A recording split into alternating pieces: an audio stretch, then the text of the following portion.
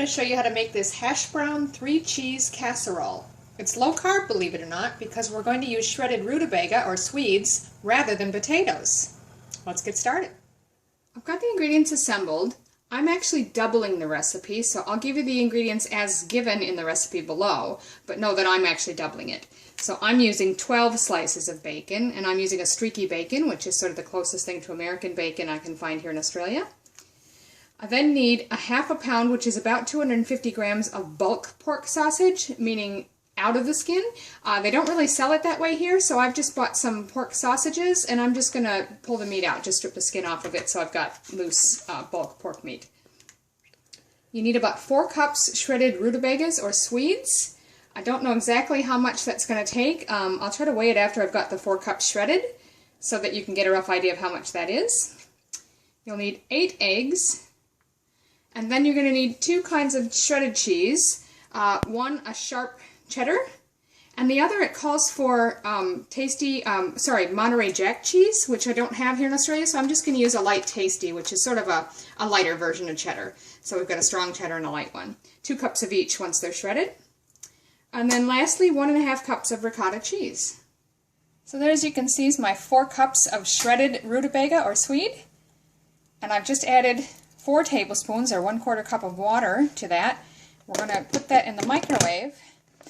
It says for the 2 cups to put it in there for about 2 minutes, because I've got a bit more. I may need 2.5 or 3 minutes, so we'll see how we go. But just leave it vented like that, and got, like I say, a little bit of water in there. We'll put that in the microwave. So I've just got my pan here on a medium heat, and I'm going to start frying the bacon.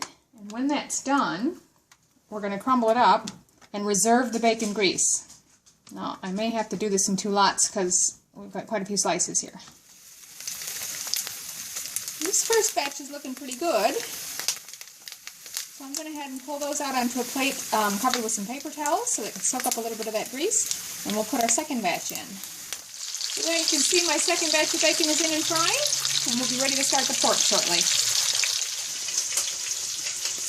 So where it's crunchy enough, you should be able to just crumble it up with your hands. But if you need to, just chop it into pieces.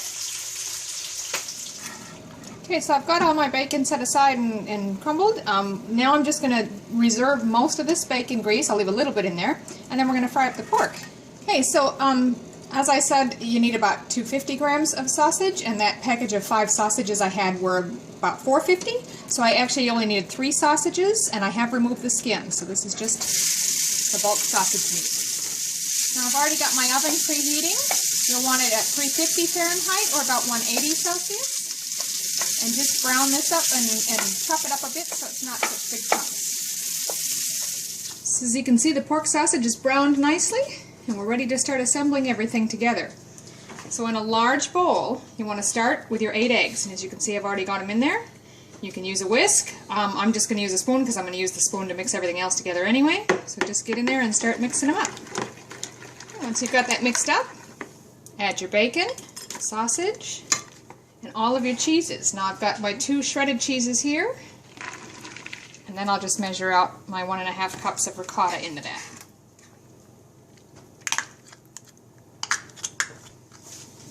I'm just going to mix this all together.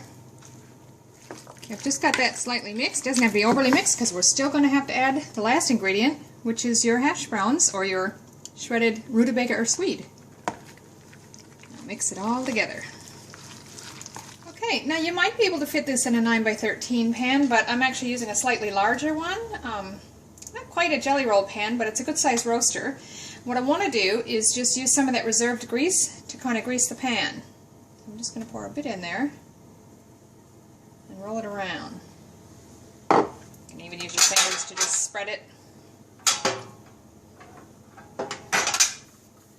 And up the sides a bit as well. So now we're just going to scoop this mixture into our prepared pan.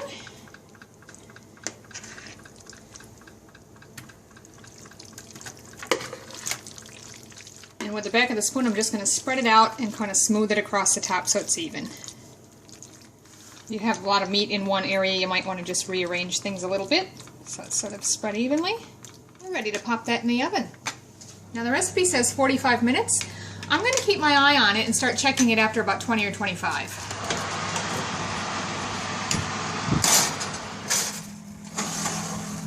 That's looking really good. I actually checked it at 25 minutes, and I thought it just needed a few more minutes. You can see it's nicely golden brown on top now, so I'm going to pull that out. Now, we're going to leave this sit just for about 5 to 10 minutes, just long enough to cool slightly, and then we'll cut it and serve. So there you have it. Hash brown 3-cheese casserole in a low-carb version. This is really good. You could serve it for dinner. You could have it for a breakfast or brunch type casserole. And the rutabagas or swedes are much lower in carbs than potatoes would be. And yet, you can't even hardly tell the difference. You wouldn't know that's what it is. This is really good. Give it a try.